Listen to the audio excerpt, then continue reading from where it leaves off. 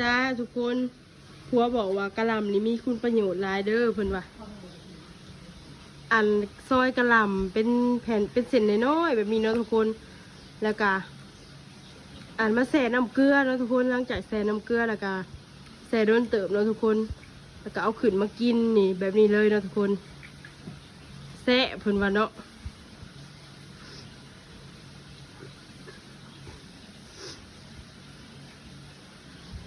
แล้วก็เพิ่นจักเห็ดอีหยังของเพิ่นอันนั้นเนาะ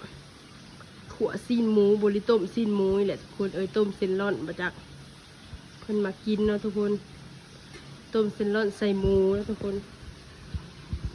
นี่เลยประมาณนี้เนาะทุกคนต้มปลาเนาะทุกคนบ่แม่นหมู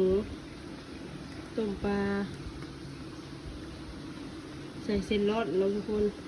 ของโปรดเธอทุกคนแล้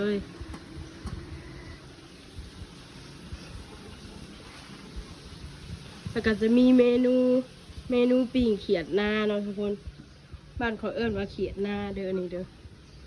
ตัวตะโกนเอิ้นยังเขียดโมเขียดยังบ่ทุกคนนี่เลย